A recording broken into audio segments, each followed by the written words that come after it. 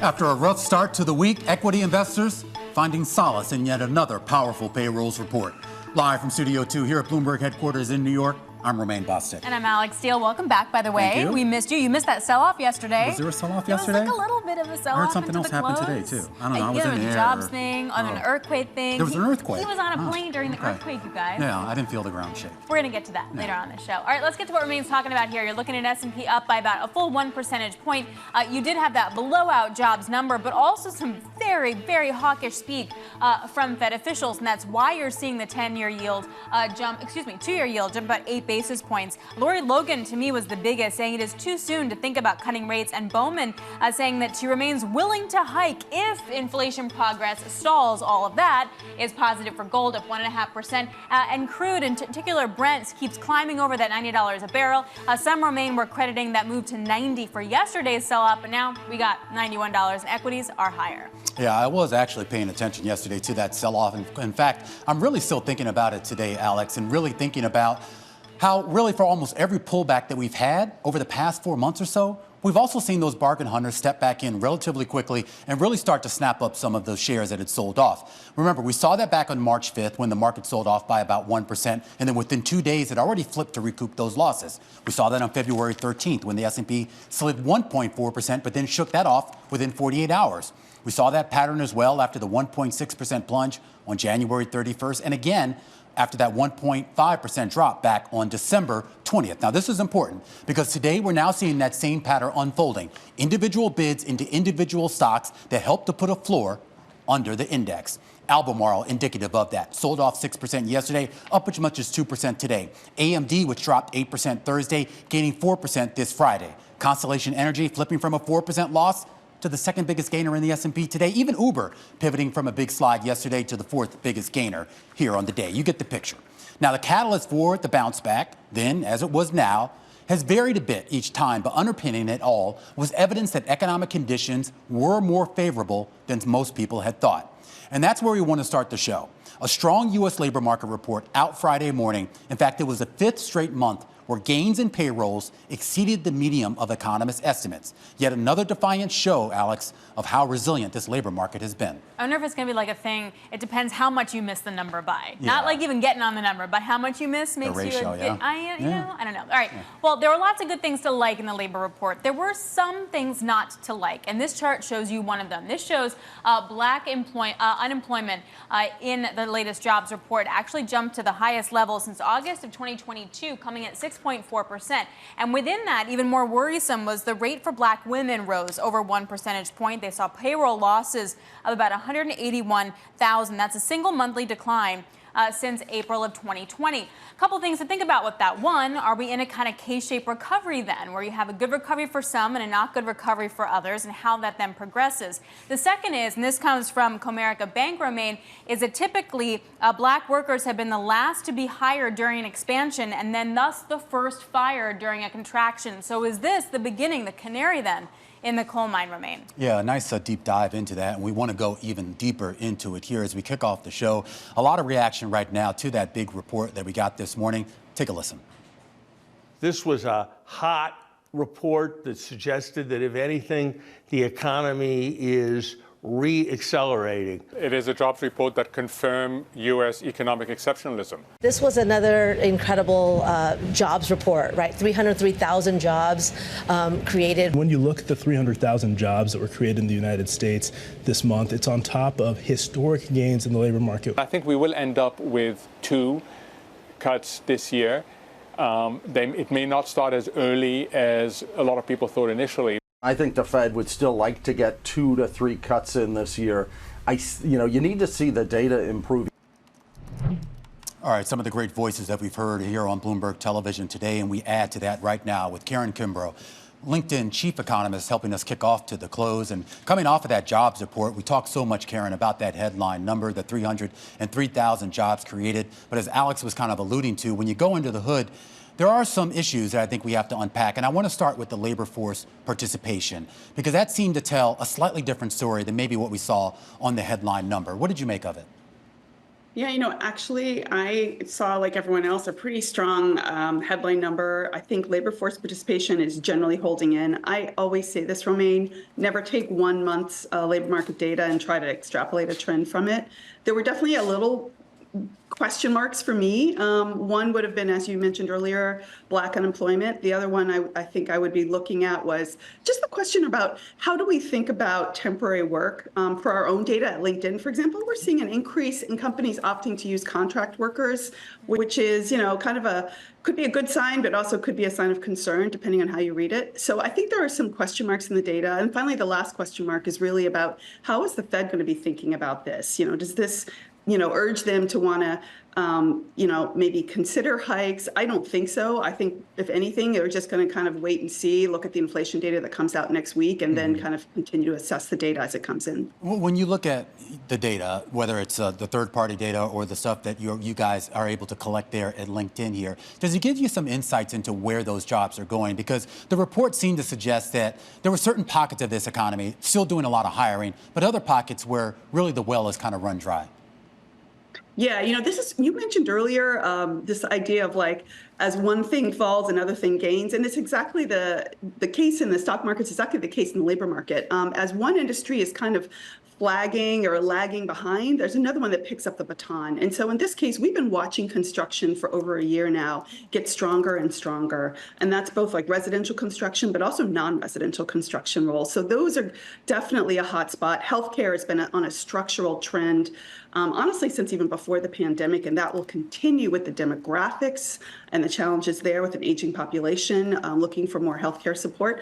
So we're seeing some, pockets of strength and then pockets of less momentum, like in retail or in transport and supply chain, where there hasn't been as much hiring. So I think it's really a handoff between one industry to another, and that's suggesting why we're seeing sustained strength over so many months. It's so interesting because we thought of it as like rolling recessions in different sectors, and now it's like rolling recoveries in different sectors.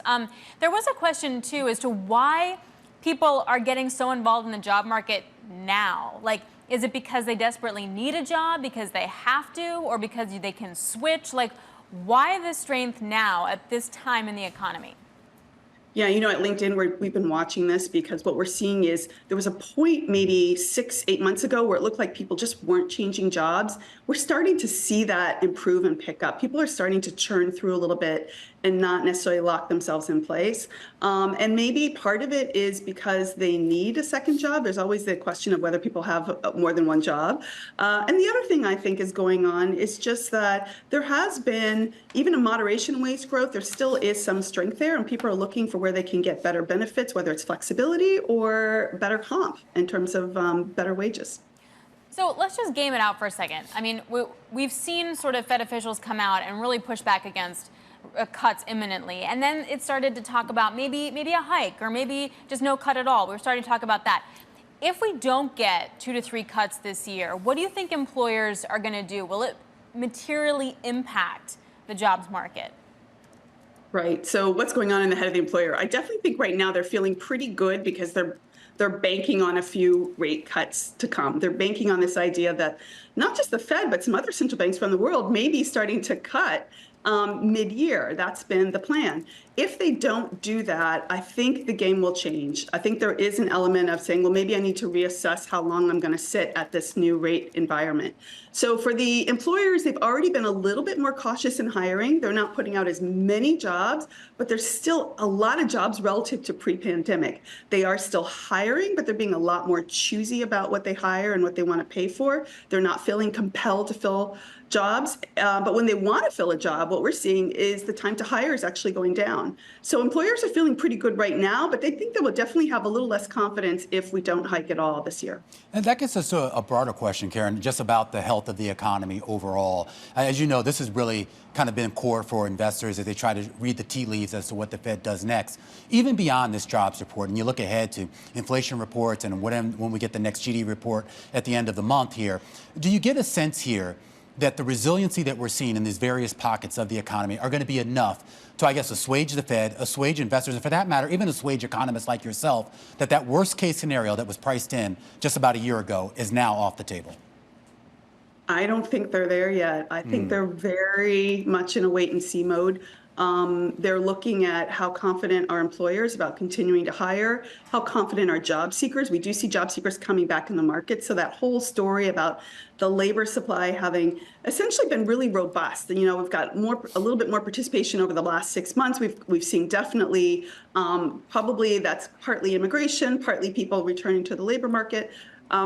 I think they're going to be watching all that to see if that holds in. And probably the real litmus test will be whether or not wages remain on this, long-term course of moderation and inflation as well. And if we don't see that, that'll be the true barometer that maybe they need to kind of course correct. All right, Karen, thanks a lot. Really, really appreciate it. Thank you for joining us. Karen Kimbro, LinkedIn chief economist. Definitely come back. It was definitely too long. Some breaking news for you. Do Kwon and Terraform Labs found liable for fraud in an SEC trial. Terraform 2022 failure wiped out about $40 billion in investor funds. And now Terraform Labs and Do Kwon have been found liable for fraud in SEC trial. We will update you on those headlines as they continue to cross. This is Bloomberg.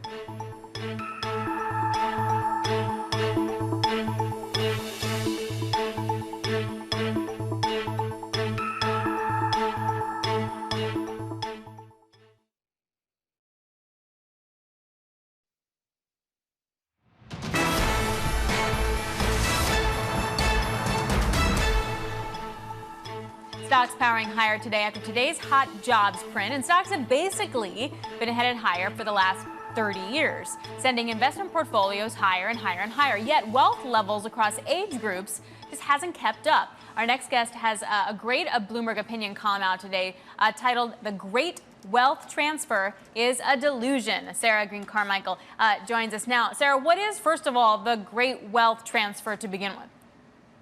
The Great Wealth Transfer is the name given to the anticipated phenomenon where boomers are going to leave their vast sums of money to their millennial heirs, and this will transform society. And it is true that boomers have a lot of wealth. They make up about 20% of the population, and they have about 50% of the wealth in the country. But there are various reasons which we can get into why I think boomers are going to end up spending that money on their own retirements, and there will not be that much left for their heirs. Yeah, that seems like a boomer type of thing to do, Sarah. In all seriousness, though, get into some of the data here, because one thing I thought was interesting, because we've heard so much about this great wealth transfer now for years.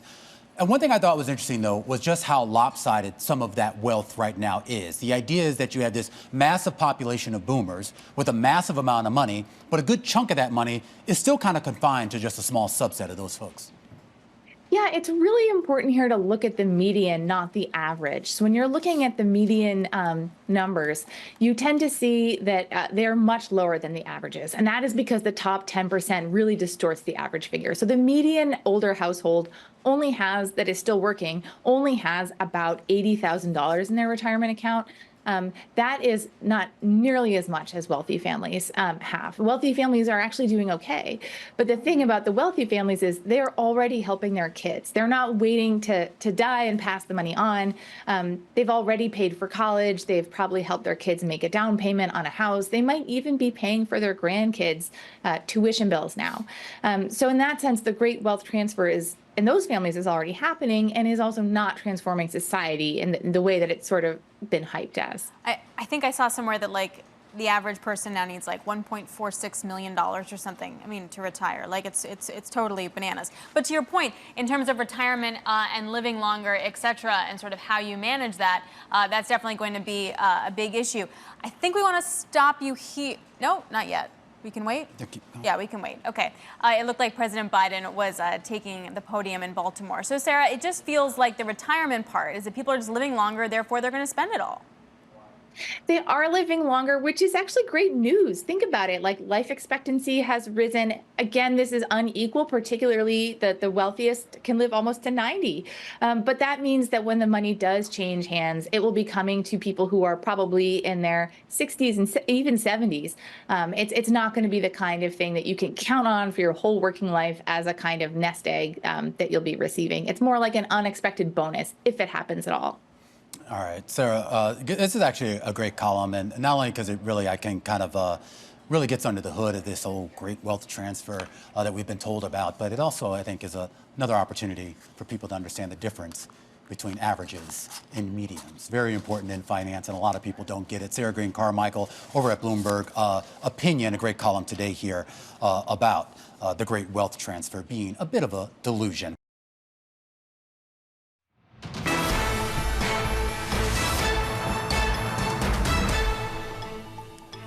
All right, taking a look at some of the individual movers in this market, particularly the ones that are moving on the back of analyst recommendations.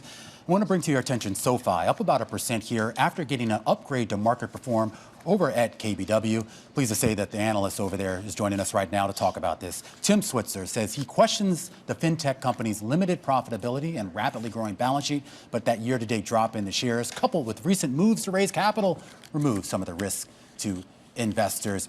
Tim, great to have you here on the program. Give me a thesis here, because there's been so much talk here about really the health of SoFi. First, it was the student loan issues. Then it was some of the economic issues. Where do we stand right now? Are we talking about a company that could potentially be on the upswing, or are we still looking at a holding pattern?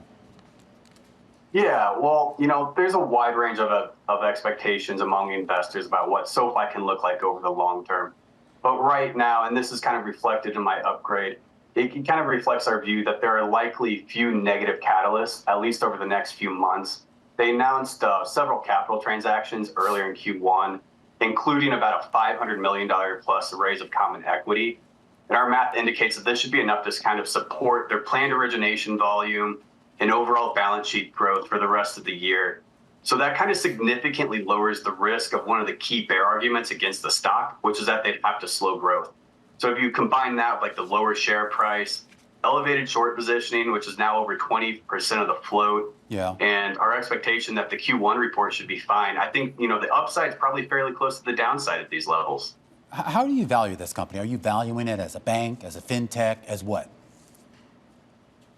Yeah, it's a tricky stock to value. They don't have too many comps and have only really had one profitable quarter. I kind of like to look at it by looking at the tech segment separately and looking at some comps there, like Marqeta is a probably pretty good comp for that. And then I look at the lending and financial services segment as a bank. And so for us, our price target is about $7.50, so fairly close to where it's trading now. And I think the stock likely stays anchored to that level, while still oscillating around like the $6 to $10 trading range it's been in the last year. For like how you price the bank specifically. Hey, Tim. Sorry, I'm going to have to cut you off for 1 second here. Tim Switzer over at KBW, a Stifel company. We do want to go out to Baltimore right now, where the President of the United States is speaking. Say to my dad, they're mispronouncing Baltimore. My dad and the Biden, please sit down. Biden family goes all the way back to being watermen in this bay for a long, long time, back in the mid-1800s. And my father was born and raised here in Baltimore. And there's a strong, strong connection. Still have family in the region as well. Governor Moore, Senator Cardin, Senator Van Hollen, Congressman Fumi, Mayor Scott, County Executive Johnny O. I like that. Johnny O, ho, ho. To all the military members and first responders, and most importantly to the people of Maryland, I'm here to say your nation has your back, and I mean it. Your nation has your back. And you've got, without exaggeration, one of the finest delegations in the Congress of any state in the Union. Amen. And they know how to get things done, and we're going to get this paid for, aren't we? Yes. Yes. All right. I was just briefed by the Unified Command about the ongoing impact of this tragic collapse of the Francis Scott Key Bridge last Tuesday. The damage is devastating, and our hearts are still breaking. Eight construction workers went into the water when the bridge fell. 6 lost their lives. Most were immigrants, but all were Marylanders. Hard-working, strong, and selfless. After pulling a night shift fixing potholes, they were on a break when the ship struck. Just seconds before, one of the men, named Carlos, who was only 24, left a message for his girlfriend. Here's what it said. "We just poured cement. We're waiting for it to dry," he said. Well, to all the families and loved ones who are grieving, I've come here to grieve with you. We all are. It's not the same, but I know a little bit about what it's like to lose a piece of your soul, to get that phone call in the middle of the night to say family members are gone. I've been there. It's feeling like having a black hole in your chest, like you're being sucked in, unable to breathe. The anger, the pain, the depth of the loss is so profound. And we know it's hard to believe, and you're probably not going to believe me, but I can tell you now from personal experience, the day is going to come when the memory of your loved one as you walk by that park or the church or something that you shared together is going to bring a smile to your lips before it brings a tear to your eye. It's going to happen. It's going to take a while, but I promise you it will happen. And that's when you know you're going to be able to make it. I promise you it will come. Our prayers for you is that time comes sooner rather than later, but it will come. Also, never forget the contributions these men made to this city. We're going to keep working hard to recover each of them. And you know, my vow is that we will not rest, as Carlos said, until the cement has dried and the entirety of a new bridge. A new bridge.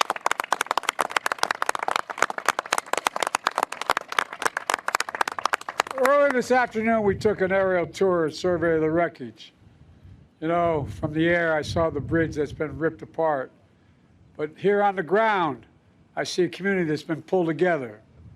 I want to thank you all, the first responders, the port workers, state and local officials, who sprang into action before dawn, who've been here ever since. And we did talk, I think it was 2 or 3 in the morning.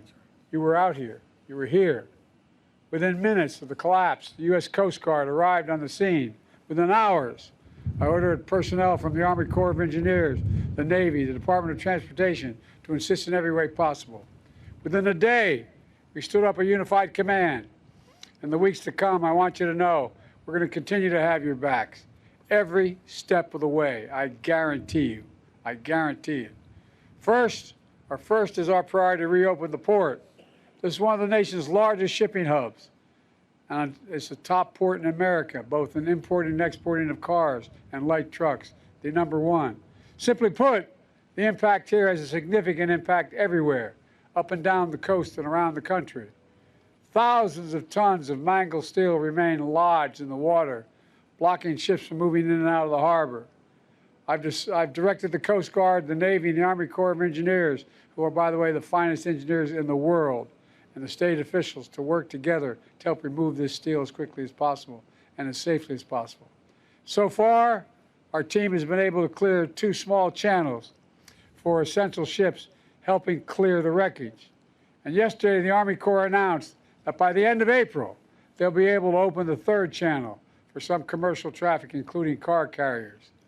And by the end of May, we'll open the full channel, the full channel.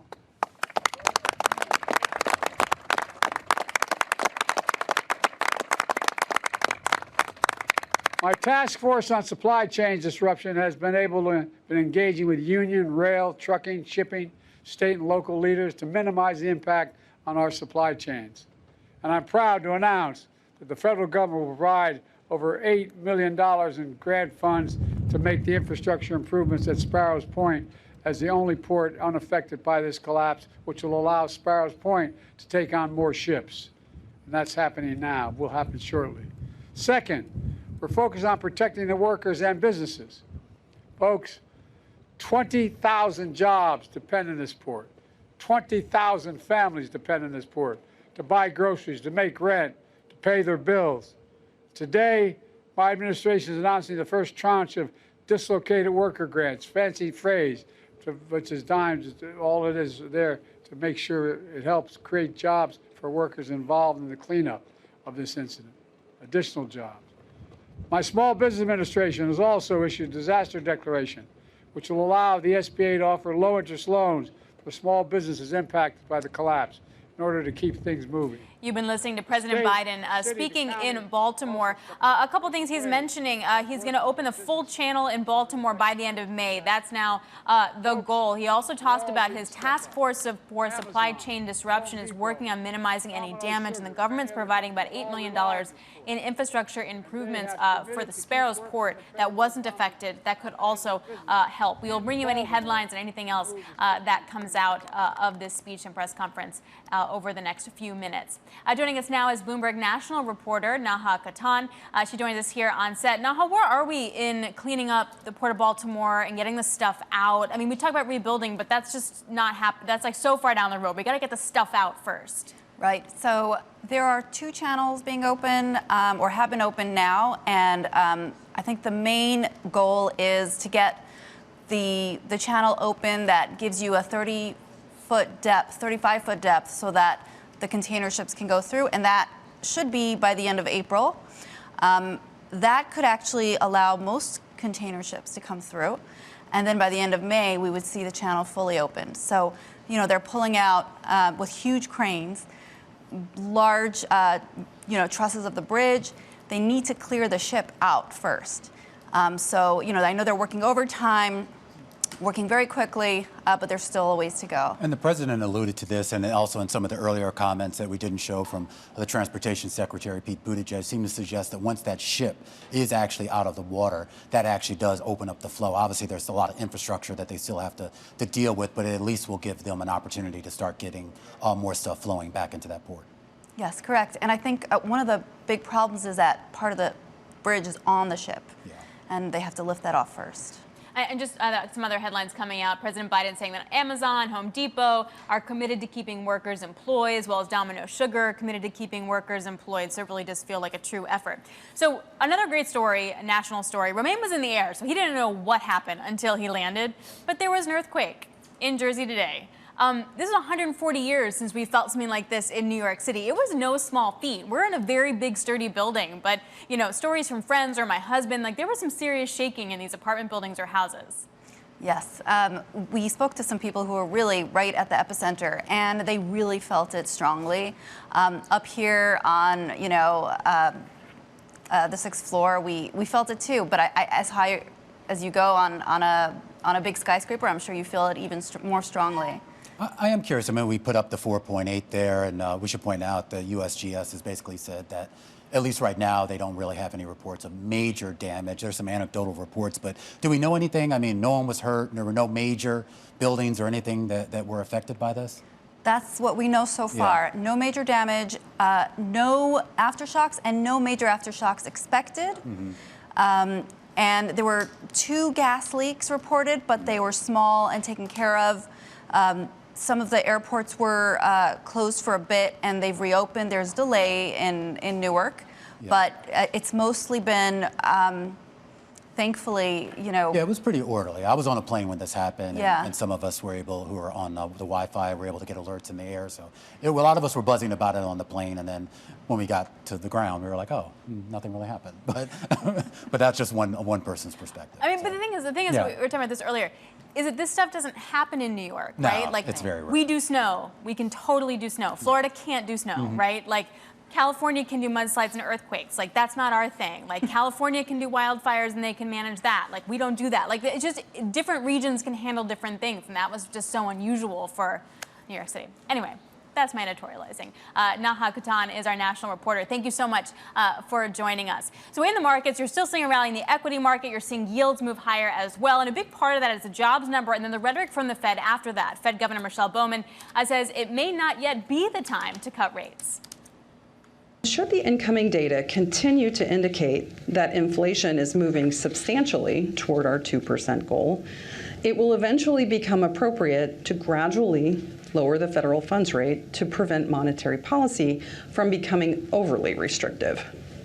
However, in my view, we are still not yet at the point where it's appropriate to lower the policy rate, and I continue to see a number of upside risks to inflation. And it kind of raises the question, right? Like, if this economy is this strong, why cut it all? So Ralph Schlosstein joins us now, Chairman Emeritus over at Evercore, one of my favorite people to talk to in general. Ralph, it's so great to see you. Thanks for joining. It's great to be back here, Alex. So first of all, did you feel that earthquake, by the way? I did not. You did not? I did not. How could you not? But my daughter did, who was 20 blocks away. So you got that's so weird. Some people didn't feel that either. I got the aftershock from her. Fair enough. Well said. So what do you make of this economy right now? Economy's in really good shape. Yeah. Is that surprising to you? No. I think there's good positive momentum in the economy.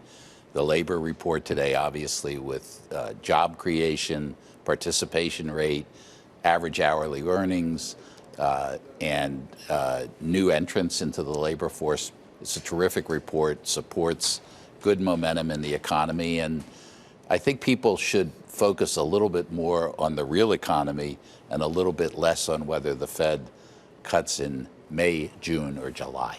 So the market reaction then doesn't surprise you? Not at all. I think the market, is focused on, and should be focused on, what's going on in the real economy and how does that affect corporate earnings.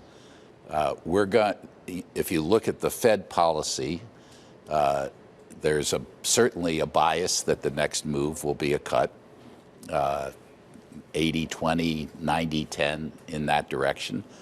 But whether it's 2 or 3 this year is really not going to have a material effect on where the stock market ends up at the end of the year. But when it comes to the real economy, Ralph, what are we talking about here? I mean, we can look at spending trends, even divorced from whatever the Fed is doing or whatever the markets are doing. And we've seen certain pockets of folks out there who have either pulled back on spending or at least tried to find maybe cheaper alternatives to what they would normally spend on. Has that not reached a critical mass that causes you any concern? Well, we have a serious problem in this country, which is continuing to happen, which is a widening of both the wealth gap, particularly, and the income gap as well. And so, for example, when we talk about the tail of the stimulus that was put in place for the pandemic, people talk about, there's still $1 trillion of stimulus that hasn't been spent. Mm-hmm. That $1 trillion is concentrated in the upper income brackets. Mm-hmm. Everybody in middle class and below has already exhausted their pandemic stimulus. Mm-hmm. So there's a real gap that continues to widen in this country. How do you close that gap? Is this all about policies coming out of Washington, or is there something else we can do? Well, a strong economy, mm-hmm. Both in the latter half of before the pandemic and in the Biden administration, narrows the gap earnings between lower and middle income people and upper income people. I'm a very small minority in the community in which I live, but I happen to think capital gains taxes should be the same as ordinary income taxes. Yeah. I've never met someone who didn't invest because they were worried about the tax rate. I don't think capital formation would be any less if we had a capital gains rate. And if you look back historically, that's been a major factor in the widening of the wealth gap. Why is it that my max federal tax rate on capital that I'm investing is 20%, mm-hmm. and the average worker is 37%? Yeah. Does that make any sense? I don't think so. It really doesn't. You spend a lot of time in the UK too. I do. You know, half my time. Your other half might have a job there. But is it the same over there too in terms of the issues with the wealth gap and the issues that then we create in the economy? Or is there something unique about the U.S. in either way? Well, the United States, and this is a great plus, and it's been a fuel for growth of our economy. I mean, the remarkable thing is, if you looked at the United States and Europe in 2000, our economies were roughly the same size. Right. Ours is now 50 to 60% larger than that of Europe. I was listening to something this morning, and they pointed out that if the UK were a state in the United States, it would be the poorest state in the country with a per capita income about $1,000 below Mississippi. Wow. So what we're doing here is working in aggregate. It's just not being distributed as well as it could. And if you look at federal taxes as a percentage of GDP, they're down about 3 or 4% versus where they were 15 years ago. But who's going to run on a platform of raising taxes? Nobody. Exactly. Nobody. President Biden. No, well, he is, yes, but unfortunately. But even that, he kind of confines it to, the wealthy or the super rich or something. I mean, no one's really bold enough to talk about a broad-based tax increase, are they? Well, eventually, we have an unsustainable fiscal situation in our country right now. I'm not saying that it's going to end this year, next year, the year after, but something will happen, and then all of a sudden people will say, wow, this is a real problem, we got to fix it, and then there'll be some combination of tax and spending adjustments similar to what Simpson and Bowles put together. And But it does feel, though, that the boogeyman that we then like to talk about is China in relation, that like them dumping a lot of stuff into the U.S. is causing lost jobs, and we tend to make them the bad guy in a lot of situations. Where is that true and where is that not true? With Secretary Yellen over there in China right now, I'm wondering what the right policy should be. Well, first of all, you have to recognize that China has changed a lot over the last 10 or 12 years. 12 years ago, China was moving closer to the rule of law in their own country. They were making decisions about attracting investment and making it very commodious for non-Chinese to invest and build factories there. Their politics has changed. They've subverted rule of law and economics to security and Taiwan and other national security issues. What we're doing is, I think, a pretty appropriate reaction to the way they have adjusted. And, they've made economics, freer trade and a commodious relationship between the U.S. and China, the two largest economies in the world, is really in everybody's interest. But if both sides are sitting there thinking about how does this affect my security and safety rather than my pocketbook, decisions are going to be made that are not going to be totally supportive of global growth. What's your biggest worry right now? There's a lot happening. Well, I think the biggest worry is this is the most uncertain time I can remember in my 45 years in finance. And you worked in government, too. And 7 years in government before that. When you consider what's the general path of the economy, what's our fiscal policy how is that gonna affect us over the intermediate to longer term? We have two really hot wars underway right now. There's a hopefully moderating a little bit, but a contentious relationship between the two largest economic powers and probably the two largest military powers as well. So there's a lot to be worried about, and hopefully they don't happen. Do you have any hope, though, that some of this might get resolved in the short term? I mean, we've had a big election here in the U.S., not just for president, but something that could potentially reshape Congress and obviously our policies toward the rest of the world. The upsetting thing, I think, is that there are very few things that you can get Democrats and Republicans to agree on. Bashing China is one of them. There is nobody running for Congress, Senate, or for House, the Senate, or President who's going to stand up and say, we need rapprochement between the U.S. and China. Look how the TikTok bill, went through the House and, will probably pass the Senate as well. So I think the general trend is, I think President Biden is a globalist. I think he's done a lot to. Isn't that a dirty word these days, though? Well, you wouldn't want to go on a campaign stump and talk about that. But I do spend a fair amount of time in Europe, and there's a fair amount of nervousness about the outcome of our election, to be honest. All right, Ralph, well, you always have great insights into what's going on here and around the world, and really appreciate you taking time for us.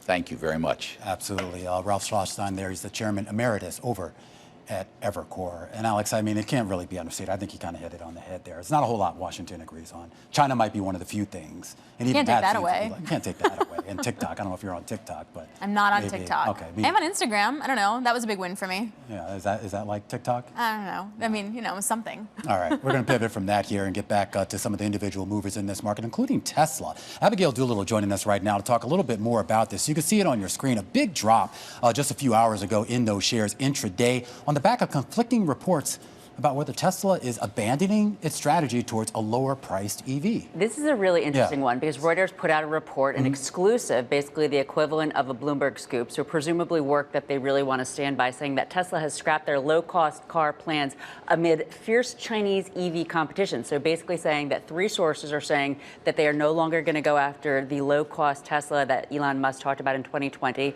that instead they're going to focus on self-driving taxis, and that it's coming from pressure from China EVs, cheap China EVs. But Elon Musk then comes out on X saying that Reuters is lying, in parentheses, again. He then says Reuters is dying. He then does googly eyes to the idea of the robo-taxis. So I think that it's to be seen what... Okay, did any of those tweets actually say whether they were actually abandoning this program or not? So it's interesting. So Reuters then put out a statement saying that he has not responded and that he did not address any of the claims specifically outside of just this sort of inflammatory. So just a broad statement that they're lying, but didn't actually address the specific issues. So there may be more here to come. But the importance is that for Tesla, for both the top and the bottom line, we're looking at a high single-digit growth number versus 30, 40% just a year ago. So they need the growth. They need this low-cost Tesla. That's the big deal. Yeah, Albeit did googly eyes. I mean, if you do googly eyes, it counts for something. Abigail, thanks a lot. Really appreciate it. Bloomberg's Abigail Doolittle. All right, coming up, you are counting you down to the closing bells with Kim Forest, a founder and CIO over at Boca Capital Partners. On this day, stellar jobs, stellar market rally, and higher yields. This is Bloomberg.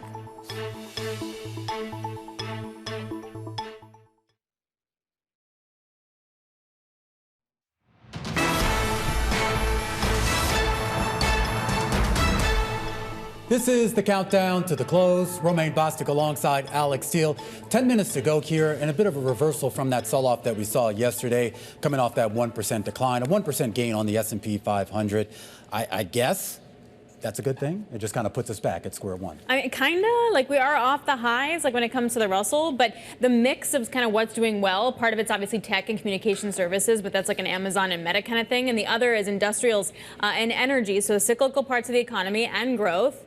So it seems like we're firing on all cylinders, I guess. But if we start talking about no cuts this year, Romaine, or we start talking about hikes or something, when does that reverse the trend we've seen in the equity market? Well, a lot of those rate cut expectations have not only been reduced, but really pushed back now. We've gone from cuts expected in May to June to now not even starting until September. We just had a chance to catch up with the chairman emeritus over at Evercore, who said he's not actually surprised that the economy is holding up. I think there's good positive momentum in the economy. The labor report today, obviously, with job creation, participation rate, average hourly earnings, and new entrants into the labor force. It's a terrific report, supports good momentum in the economy. And I think people should focus a little bit more on the real economy and a little bit less on whether the Fed cuts in May, June, or July. Joining us right now is Kimberly Forest. She's the founder and CIO over at Boca Capital Partners to help us count down to the bells. And you just heard Ralph there speaking just a little bit earlier here, Kim. I mean, everybody sort of wants to look this gift horse in the mouth, but it seems like data point after data point after data point says the same thing, a resilient U.S. economy. Are you buying into it? I am, and it's only because it's the opposite of what everybody either wants or thinks, right? If you look at last year at this time, I guess the AI craze had really started in earnestness. But what was missing is the recession, right? Everybody at the beginning of the year said, pile into bonds, you'll earn 5%, your portfolio won't go down anymore, and you'll be happy. And if you did that, you weren't. So I've come to the conclusion that maybe people are really bad at forecasting the future. Well, absolutely. I mean, I was going through just kind of the disparity between what economists had predicted and what we actually got. I mean, we've had 5 straight months now where we've seen that number really come in, that labor market number really come in much higher than the median estimates. And even you go back the last 2 years, it's something like crazy, Kim. It was something like 20 of the last 24 reports here. It gets to the point, though, as to why do we sort of put ourselves through this exercise? Why not just accept the fact that you have a market near record highs, you have an economy that seems to be holding on, and some of the worst case scenarios for the global economy that we're falling off the cliff, at least for right now, clearly seem to be off the table. What do you rotate into in that type of backdrop?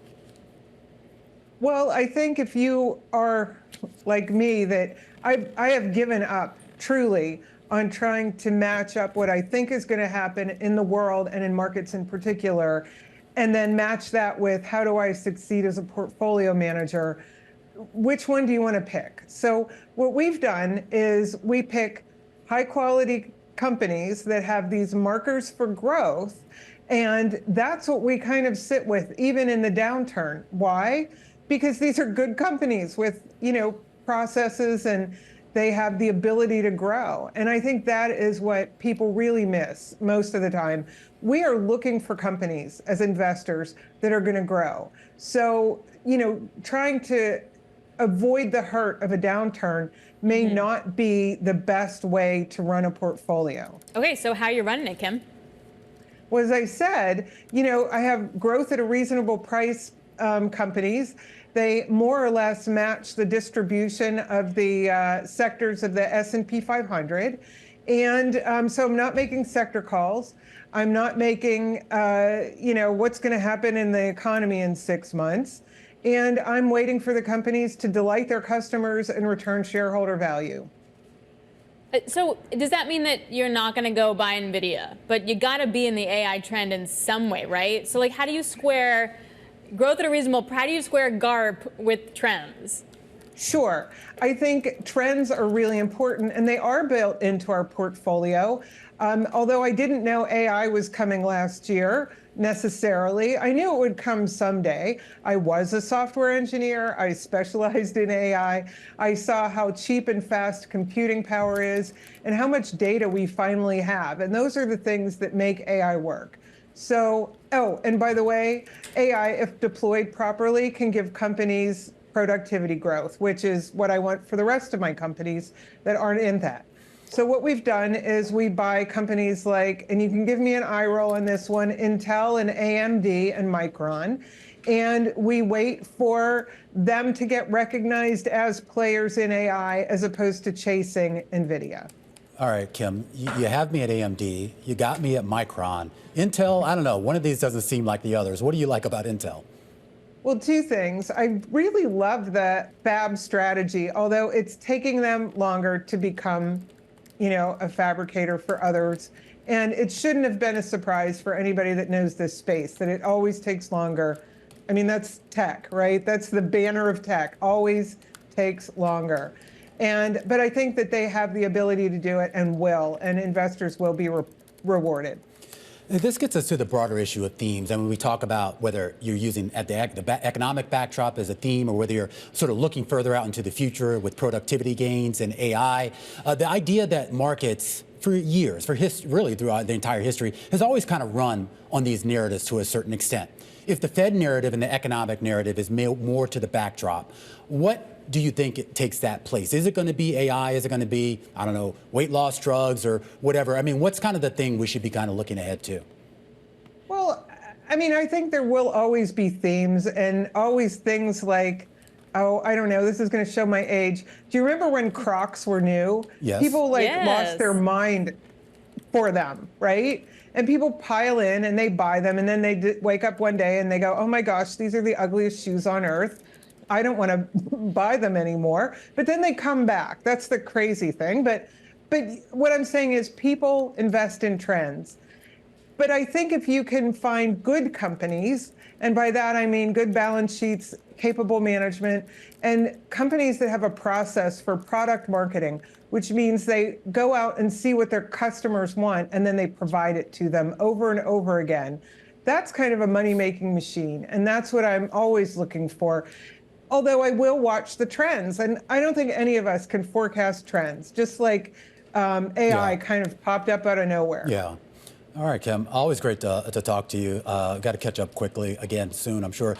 Kim Forest there over at Boca Capital Partners, the founder and CIO, as we count you down to the closing bells with just about 2.5 minutes to go here. Stocks right now holding on to most of their gains for the day, erasing almost all of the losses that we saw yesterday.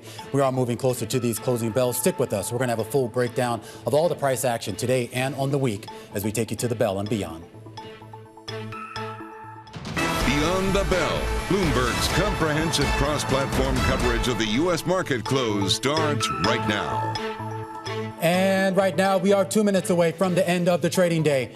Romaine Bostick alongside Alex Steele. We're counting you down to the closing bell. You're here to help take us beyond the bell. It's a global simulcast. We're joined right now by Scarlett Fu in Studio 2, Carol Massar and Tim Stenovic in the radio booth as we welcome our audiences across all of our Bloomberg platforms here on this Friday afternoon. A bit of a reversal, Carol Massar, from what we saw on Thursday afternoon. Yeah, setting up to be, it was setting up to be kind of a pretty lousy week, if you will, in terms of the equity trade. A very different tone that we've seen certainly earlier in the week. But here we are. We're off our best levels of the session, but we've got, a 1.3% gain on the NASDAQ 100 and more than 1% higher on the S&P 500 here as we get ready to wrap up the trade. I got to be honest with you guys. It's a little puzzling for me to see an equity market reaction like this, given that a lot of investors have pushed later rate cuts for the year, given the strong jobs report that we got this morning. I know it's not necessarily knocked the Fed off its course completely, but just think of the difference in rate cut expectations that we had back in December versus what we have now. I mean, they've essentially been cut in half and pushed further and further into the year, and I'm surprised that we're still seeing equities move higher on that. Well, equity investors are banking on a stronger economy driving profits, and that's kind of been its singular focus, whereas for the bond market,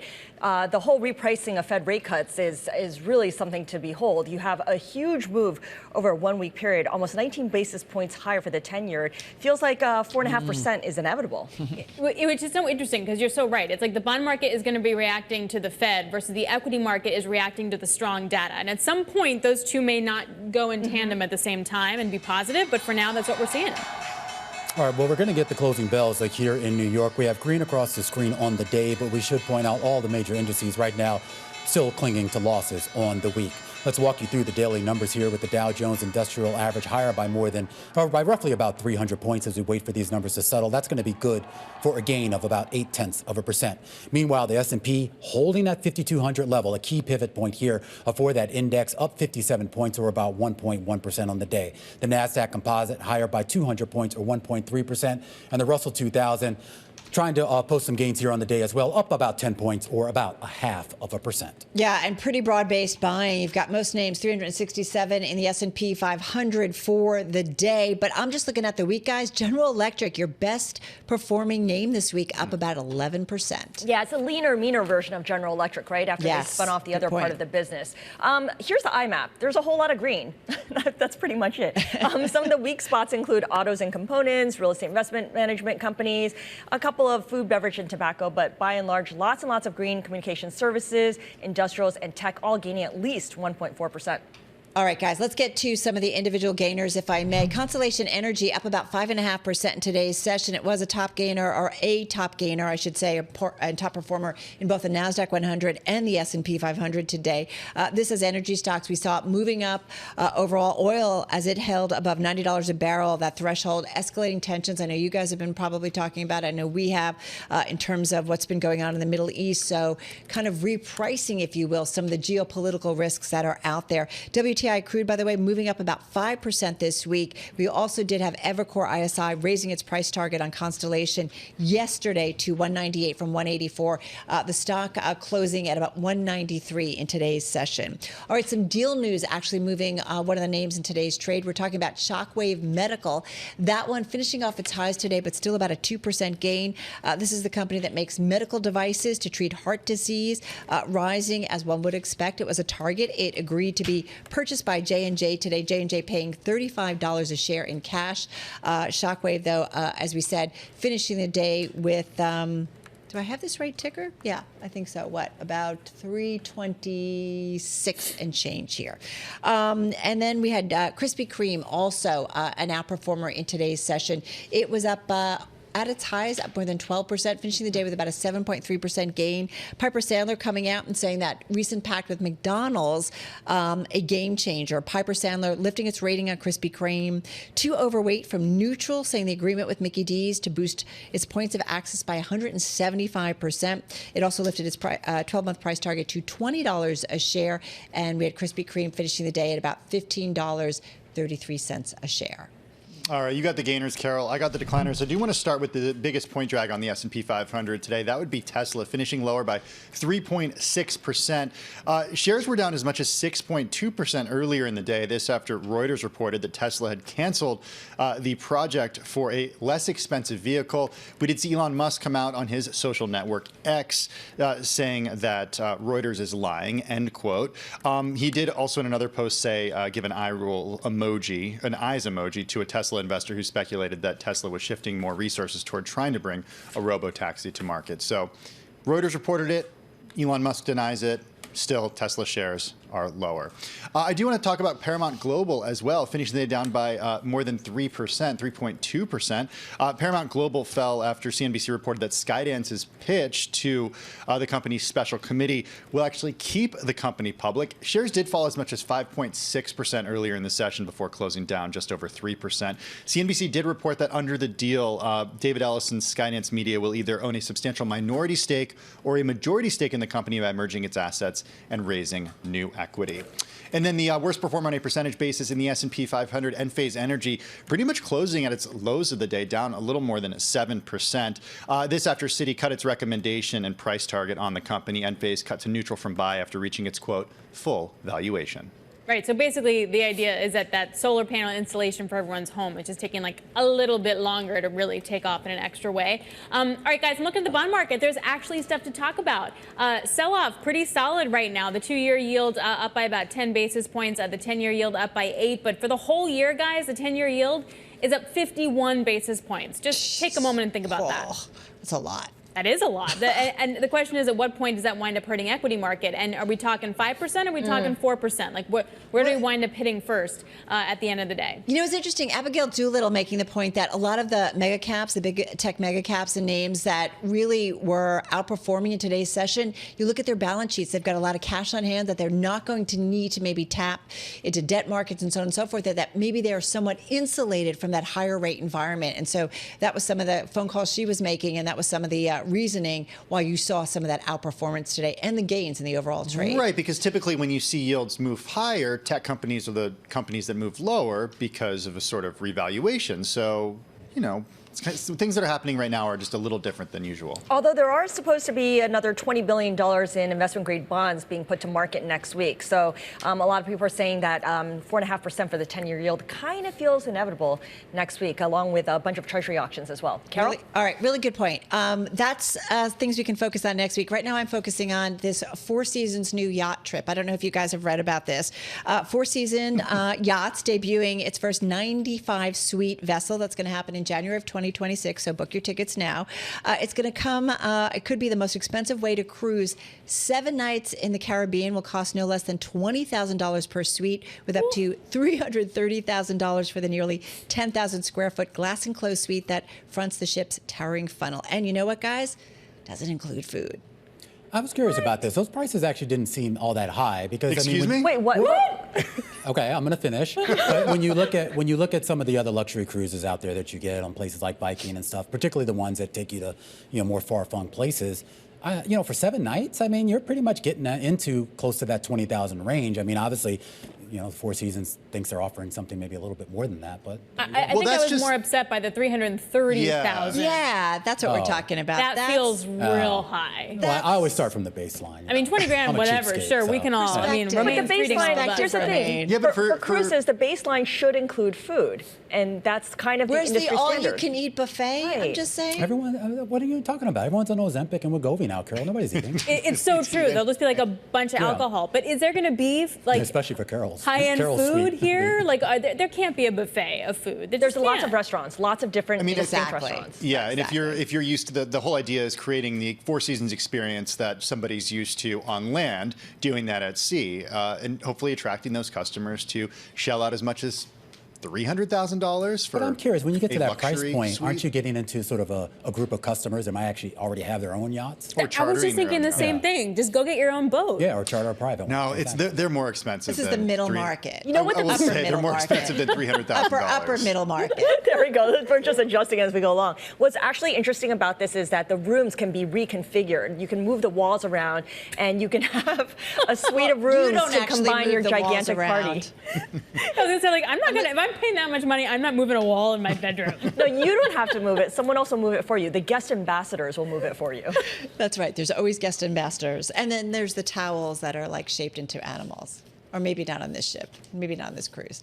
All right. Romain, you make sure you report back to us when you go on one of these trips, okay? I will. Okay. All right. Looking forward to that. Guys, have a great and safe weekend. That's going to do it. A wrap our cross-platform coverage, radio, TV, YouTube, and Bloomberg Originals. We do it all. We call it Beyond the Bell. We will see you again, same time on Monday. All right, stick with us. A lot more coverage coming up here on The Close on Bloomberg Television. The focus on Argentina. A sit-down interview with the new president of Argentina, Javier Milei. We're going to have some excerpts from that interview and a broader discussion right now about what's going on in the EM space. This is The Close on Bloomberg.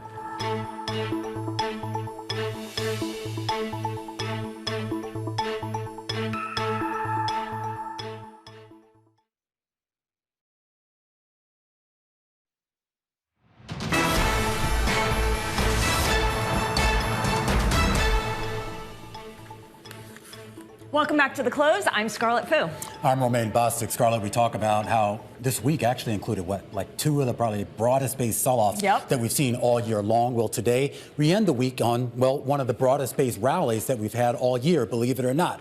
It's only about 1% here on the day, but I think a lot of people will take it, particularly when you consider the kind of pattern that we've seen every time that we've had these sell-offs. You go back to March, February, January, December. Anytime we've had these big drops of 1% or more, in a pretty quick and pretty short order, we start to see those dip buyers come in and buy. We saw that today, underpinning this market and keeping a floor right around that 4,200 level. Not so much in the bond market space. We did see a continuation of that Treasury sell-off, of course. That pushed yields higher here on the day and on the week. And a lot of this ties back into, well, what underpins all this, and that are economic conditions. A jobs report this morning that surprised a lot of folks to the upside. You saw that reaction both in the bond market and in the equity market as well. And it gets us to this idea here of where we go next. A lot of activity today and this week in the commodity space. WTI crude had a phenomenal week, up about 5% here as it continues to march higher. And Scarlett, commodities as a whole also having a good week as well. That includes industrial commodities like aluminum and copper, as well as gold. And I'm going to stick with that commodities themes and take a look at a couple of equity movers here in the space. Newmont Mining up 5% on the day. It was higher for a 9th straight day as gold climbs to a new record, yet a new record. There's been a bit of a dislocation between gold producers and the underlying price of gold, but that started to change of late. Since March 1st, gold producers as a group have climbed about 28%. We're also looking at some new energy names, clean energy names in particular. Enphase and Plug Power both down after Citi downgraded the pair. For Enphase, Citi says it's reached full valuation. That stock lower by more than 7%. And for Plug Power, Citi sees elusive profitability. Now, our top story this hour is the blowout jobs report we got that shows the labor market is as resilient as ever. The U.S. economy added 303,000 jobs in March, topping even the most optimistic forecast in our survey of economists. Now, for job seekers, the question really becomes, how do you get past automated filters? What skills do you highlight without stuffing your resume with too many buzzwords? We've got all that and more coming up. All right, we do want to pivot now to what's been going on in Argentina. They have a new president. His name, Javier Milei, and he's taking a softer tone on China. He sat down with our editor-in-chief, John Micklethwait, for an exclusive interview. Here's what he had to say. As for the Chinese government, what we've always said is that we are libertarians. And if people want to do business with China, they can carry on business as usual. What I said was that I wouldn't be aligning with communists. And that's precisely one of the things. Who did I say I was going to align with? The United States and Israel. Do you have any doubt that that's my alignment, United States and Israel?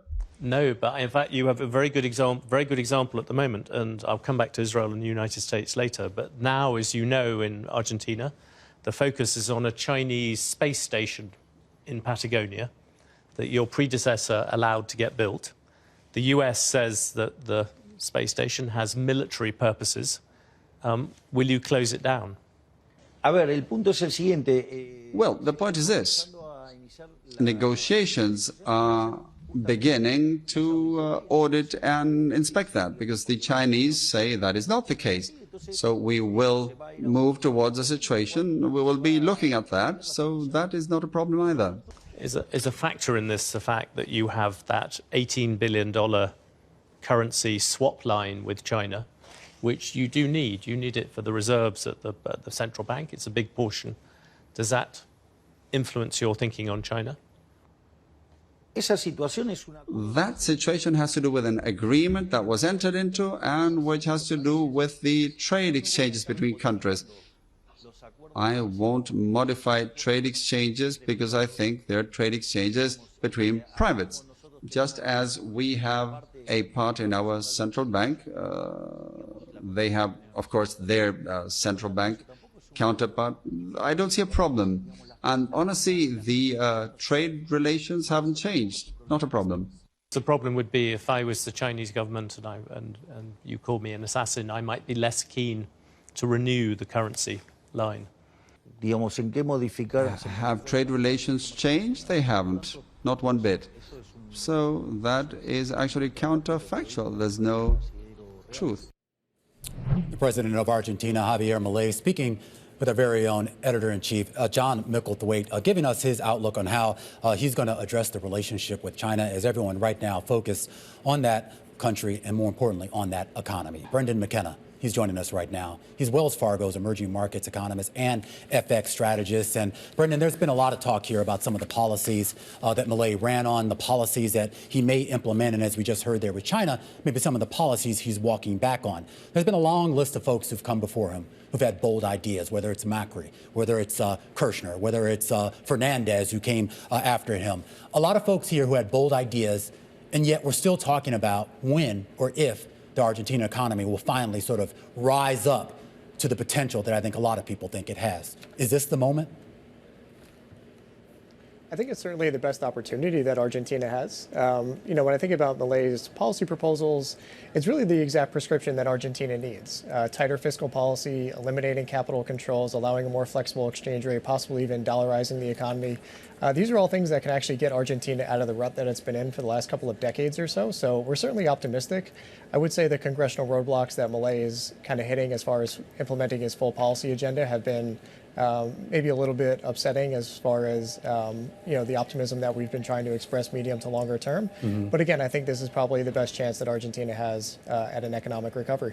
When you talk to folks on the ground, and particularly even investors on the ground, a lot of the talk, at least in the short term, some of the results they really want to see out of him are really kind of getting inflation under control. Even with some of the roadblocks in Congress, do you see a real scenario here where in the short term we could see a meaningful pull down in those inflation rates?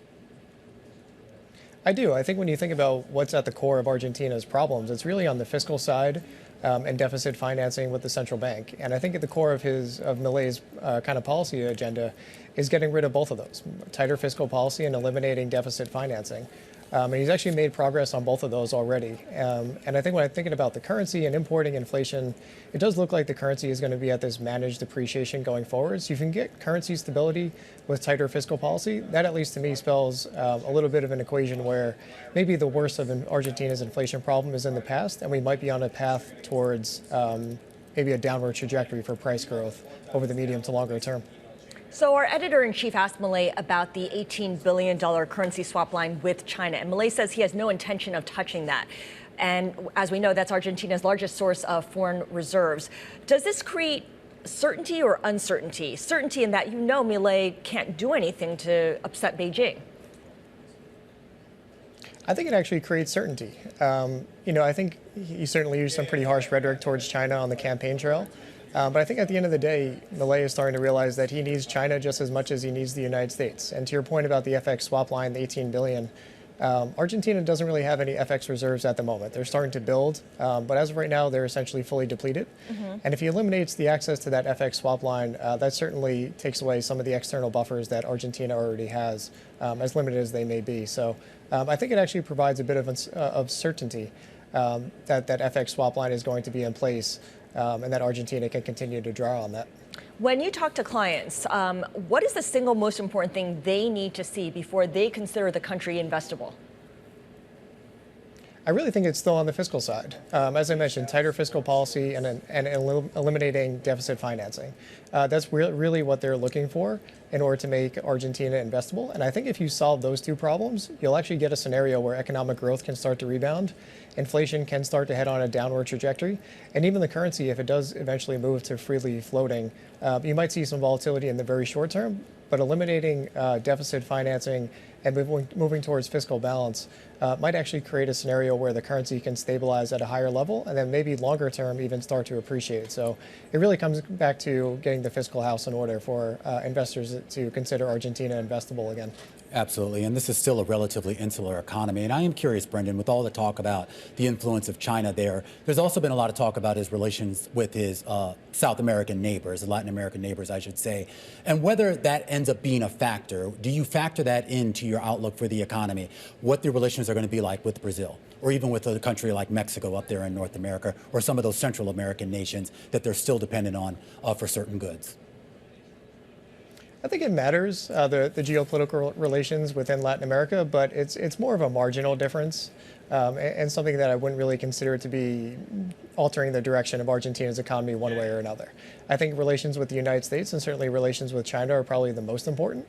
But I think just kind of getting the idiosyncratic problems within Argentina under control is probably going to be most impactful for Argentina's recovery. So relations with Brazil, Colombia, even Venezuela, they matter, but they're marginal they're marginal as far as changing Argentina's growth trajectory. All right, Brendan, really appreciate your joining us. Brendan McKenna of Wells Fargo, reacting, of course, to the comments made by the Argentinian President Milei. What was interesting, of course, in that conversation that Milei had with our John Micklethwaite was also the backstory of his dogs names, which, of course, are named after his favorite economists, including Milton Friedman, Murray Rothbard, and Robert Lucas Jr. Apparently, they picked their own names. Yeah, I saw that. There were a lot of crazy stories about him when he was running for president, including these dogs. And I'm glad that John actually asked him about it. But I'm not sure if that instills confidence in me or not. I mean, I don't want to pass judgment on somebody. Maybe they did really pick their own names, but I don't know. I mean, he trusts his dogs to pick their own names. But John didn't ask a follow-up. Like, how does he know they picked their names? Can he communicate with the dogs? The names are chosen by them as a result of whether they answered him when he called them. So I don't know if he had a treat in his hand or what was going on there. Yeah, I think so, because, I have a dog too. If I have a treat in my hand, she'll follow me to the end of the earth. If I don't have anything in my hand, she'll just be like, all right, see you, dude. All right, coming up, we've got the top three, where we focus in on the top three movers and shakers at the center of the day's most talked about stories. This is The Close on Bloomberg.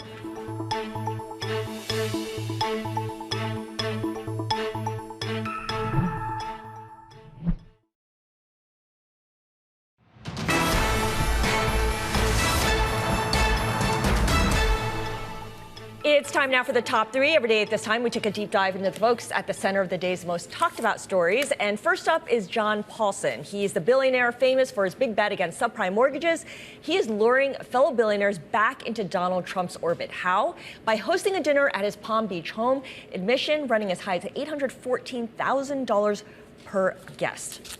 Okay, good for him. I mean, he's been a big backer here, and I know there's been a lot of discussion here about some of the lag in fundraising that the Trump campaign has relative to Biden. So I was looking at the list of the people, at least what we're reporting, or who are going to be there, and some pretty heavy hitters like Harold Hamm and a few other folks who clearly have deep pockets and definitely an affinity for Trump. So maybe they'll raise a lot of money out of it. Yeah, they're hoping to raise $43 million, about 100 guests expected.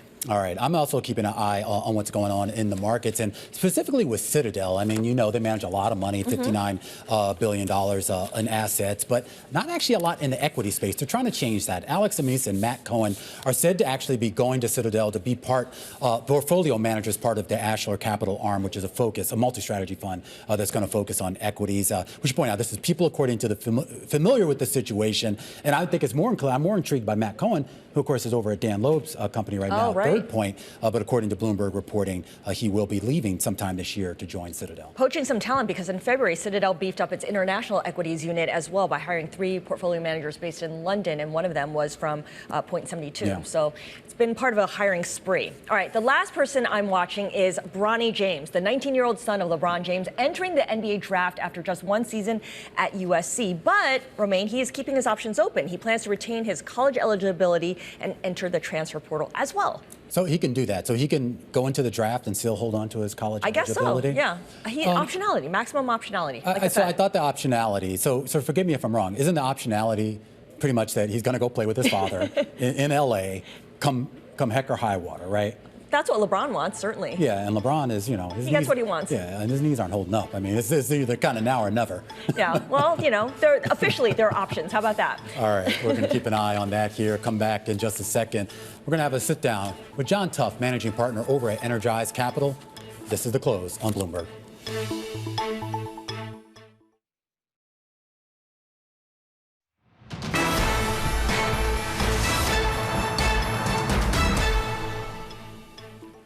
It's time now for our Next Up segment. This is where we highlight the entrepreneurs and the founders really moving the needle for our economy, markets, and technology. That includes technology like climate software. Energize Capital is one of the leading firms backing startups focused on innovation and sustainability, specifically in the climate space. Joining us now to talk a little bit more about what's going on in that space is John Tuff. He's the co-founder and managing partner at Energize Capital. John is also a member of the Energize Investment Committee. John, great to have you here on the program. How much demand is there for this type of software, this type of technology right now? Thanks, Romaine. Thanks for having me here on this lovely Friday. I'd say for the demand in the space, it's never been higher, and it's because there's a few mega trends that are driving that. There's the movement of digitization, there's a movement of renewables and a more sustainable economy. And when those two mega trends collide, like we're seeing, entrepreneurs, innovators, everybody's running to this space to create the next generation company. And at Energize, we're pretty fortunate to be looking at that space right now. So kind of distill this down, though. I mean, what type of companies do you really sort of look to? Do you target? What specifically is sort of, I guess, the problem that they're trying to solve? Sure. Yeah, for us, we believe there's two stages of risk at the early stage company. There's technology risk, then there's commercial risk. There's tremendous universities developing technology. We look to invest in a company at the earliest indication it's begun to accelerate its commercial traction. That usually means 3 to 5 million of revenues, 100 to 200 to 300% high growth businesses, but they're really serving the need of the market and the budget of the companies that are purchasing today. So we hosted a Gen AI conference here at Bloomberg yesterday, John, and one of the big themes was how much energy will be required in the years ahead to power data centers. To what extent are most investors underestimating the scale of energy that will be needed to power all this AI-driven computing? One of the best parts of the future is it surprises you. And if you had looked at the bingo cards for what people thought would drive demand for energy in 2030, most had EVs or those types of technologies. And it's pretty stunning right now, the demand for AI solutions and the level of data infrastructure, data centers, et cetera, that are needed to be built. Frankly, when people cite data centers, they don't talk about it in terms of the best location. They talk about it in the best energy location. And so we're seeing a land grab today about the best locations for power price, for power quality. And as we think about the AI growth in the future, it's probably the single largest driver of energy consumption by 2050 in terms of growth. Yeah, that's a pretty remarkable statement. So in this data center land grab, where are you likely to see it really take hold? Where is it going to be concentrated? Within the U.S. and then outside of the U.S. as well? Yeah, no, it's the right way to think about it. Stateside, again, power is such a big part of the equation. You're looking at middle of the country. You're looking at places where variable energy costs can be quite low. You're looking at Texas. You're looking at Kansas. These are the hubs, and then also on the coast. There's becoming more and more data points that make a data center siting important. Security, cybersecurity, those types of techniques are also becoming into control. So as we think about internationally, frankly, most domestic organizations will require their data to be domestic. Yeah. But the second biggest market we're finding is China. Wow. Do you anticipate that there's going to be sort of material roadblocks to, I guess, pursuing those types of investments? I mean, just given the political climate and some of the roadblocks that we've actually seen the Biden administration, and for that matter, the Trump administration prior to it, erect. Yeah, I think when people, try to determine what the stage for critical infrastructure is these days, it used to be power, it used to be telecom. I think that our data strategy is now a critical infrastructure topic. And that's a relatively new phenomenon. So as Energize thinks about where the future's going, we are constantly talking to data providers, state governments, federal governments about the combination of that strategy. Does that limit, though, your investment opportunities in a significant way, John? I think far from it. The growth of the space, so everything is more digitally connected. Everything that you have at your home, that everybody knew that part of it. What we're finding is that the entire critical infrastructure industry is now more connected. Your hardware manufacturing site, your rooftop solar system, your EV, everything is generating data. Mm-hmm. And so as we think about opportunity, the growth of the space, everything that used to be niche is now a big market. We're seeing tremendous investment opportunities at the early stage of our strategy. So your firm describes itself as a leading climate software investor. How big, if you could give me a dollar amount, how big is the climate investing market at large? The climate investing market, we've actually done work here. The venture market's about 10 to 50 billion per year. The growth equity market's about 50 to 100 billion. And the buyout market, which is lesser known, is close to 300 billion a year in deployment. Okay, so a lot of growth potential there. John, really appreciate your joining us. John Tuff is co-founder and managing partner at Energize Capital.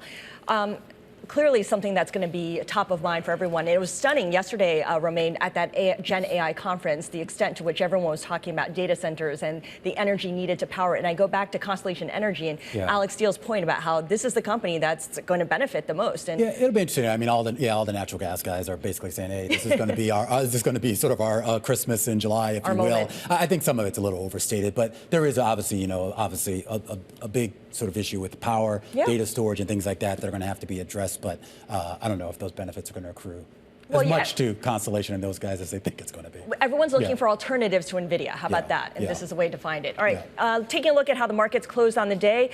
A rally in equities, a sell-off in bonds. That's pretty much the theme there, with a 1.1% gain in the S&P 500 thanks to blowout jobs report. And of course, a surge in yields. The 10-year goes up to 4.39%. 4.4% is the next stop, maybe 4.5%. 5% is within sight, potentially. And crude oil, we continue to keep an eye on that, Romain, up almost 0.2%. It's been a banner year for crude oil. Yeah, and you take a look at that oil future spread right now. I mean, everyone's right now betting that's going to continue through the rest of the year. This is The Close on Bloomberg.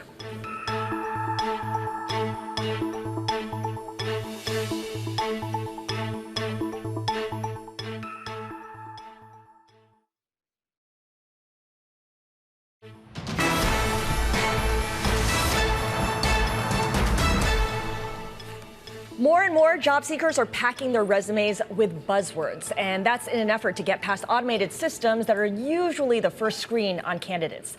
According to resume builder Live Career, in fact, two-page CVs are now the norm compared to 5 years ago.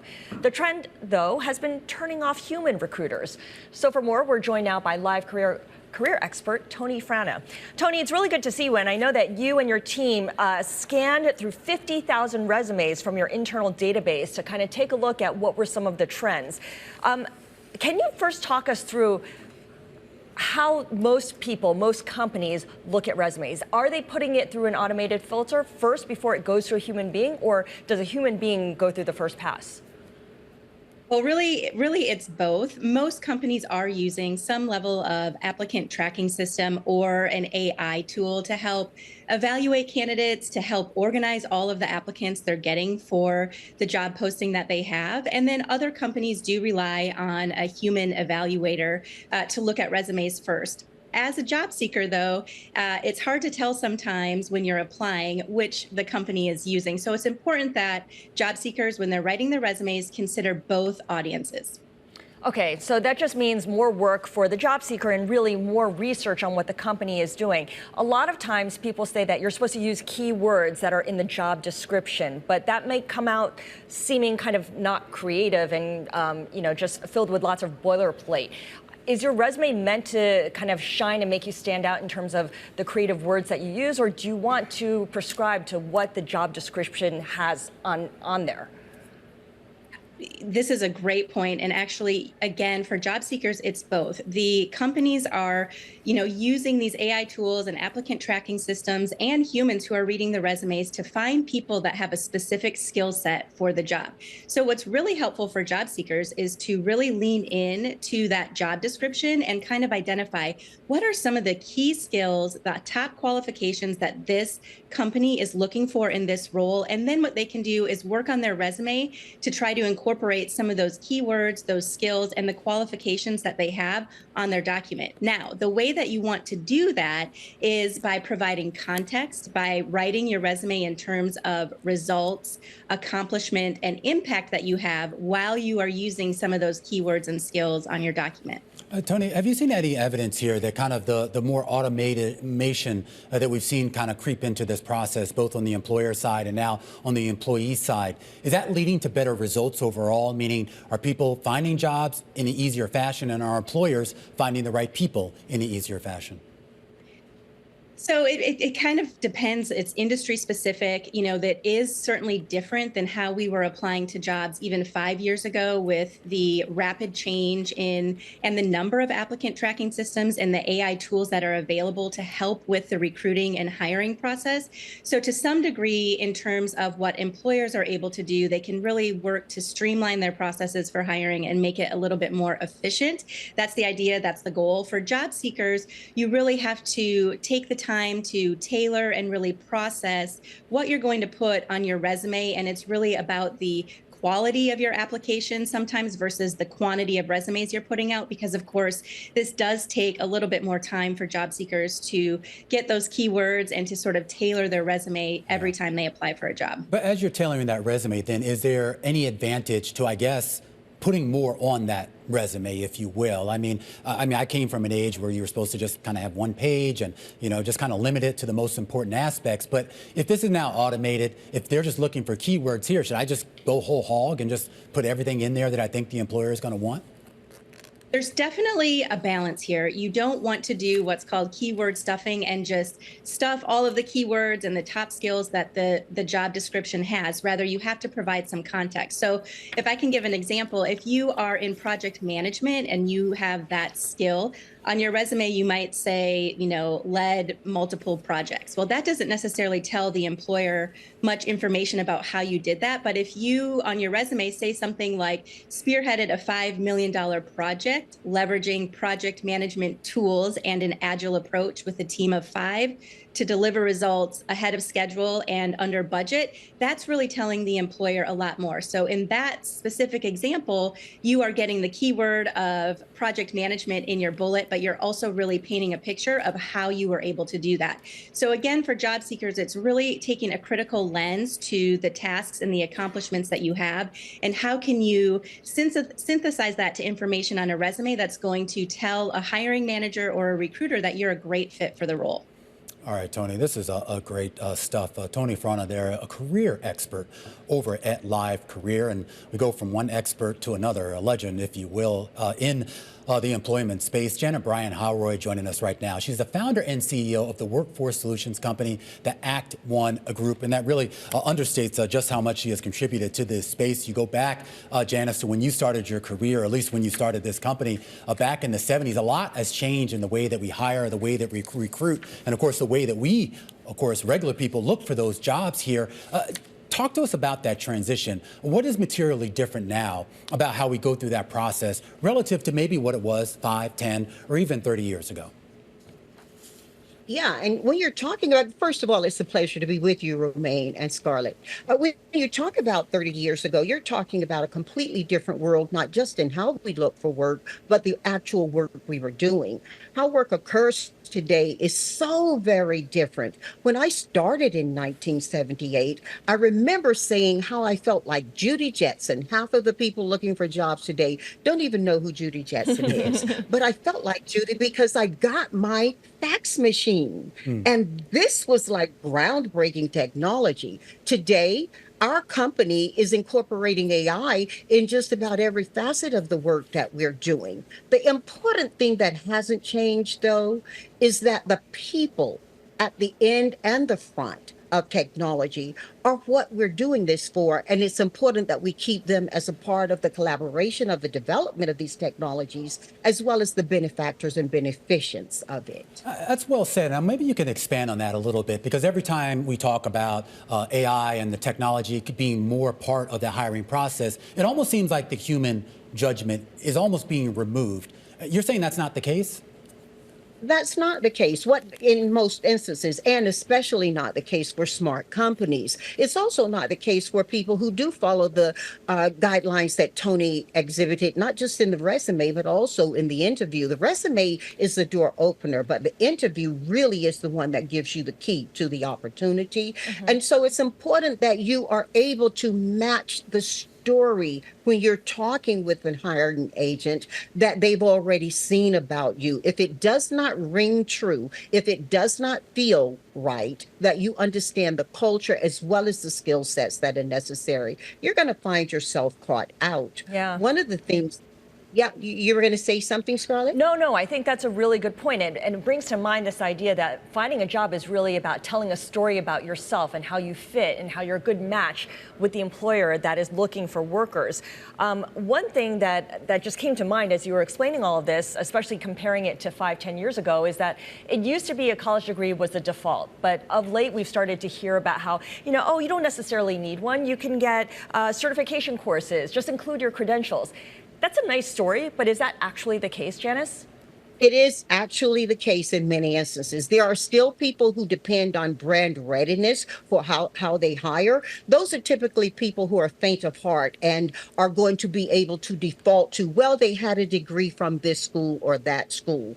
The truth is that at Apple One Employment, we've long taught the value of keeping humanity in human resources. What this means is that companies have to adapt and refit traditional job descriptions and requirements in ways that are going to focus on the new skills that are needed. Now, already many eminent corporations are moving away, as we just talked about, from that traditional dependence on degrees and are looking for people who bring new set skills, not new skill sets, but new set skills and proven work. Folks who can work in non-traditional settings and are flexible to work change environments and upskilling. It's important also, Scarlett, to make this point. Many people entering the job market don't put two spaces between sentences any longer.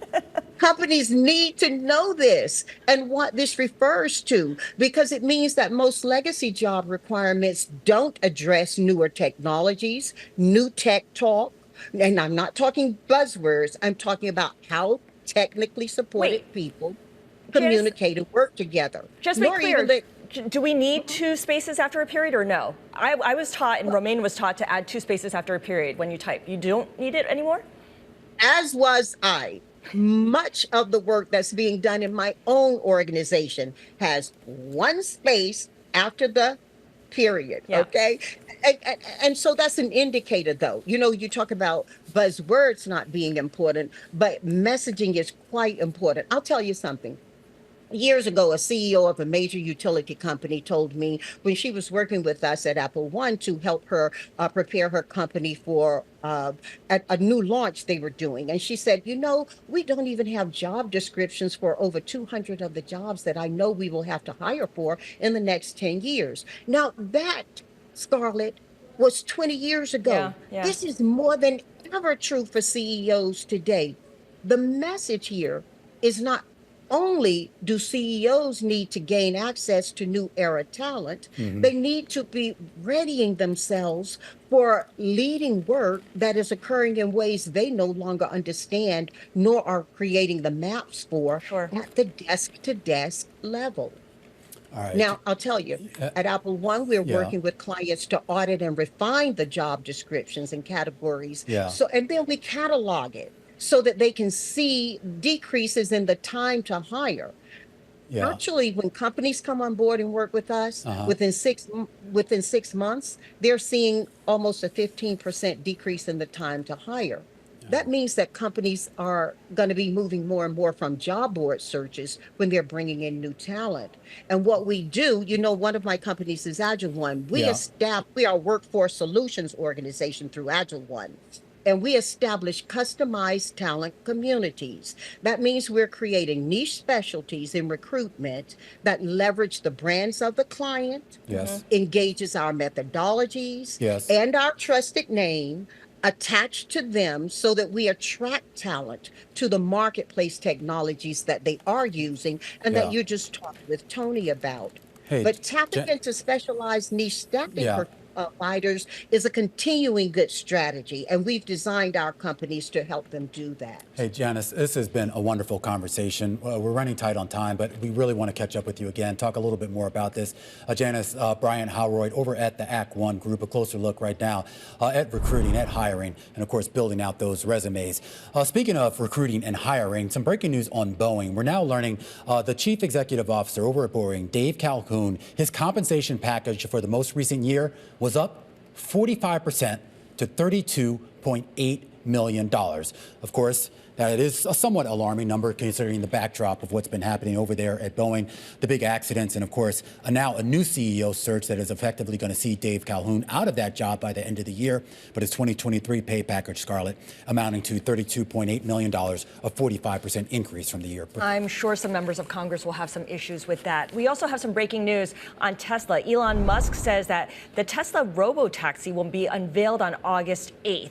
And we're seeing Tesla shares move higher in the post-market trading. Granted, it's Friday after the close, so I don't know how much you can read into that 2% increase. But again, not much detail here. Elon Musk says that the Tesla robo-taxi will be unveiled on August 8th. This is The Close on Bloomberg.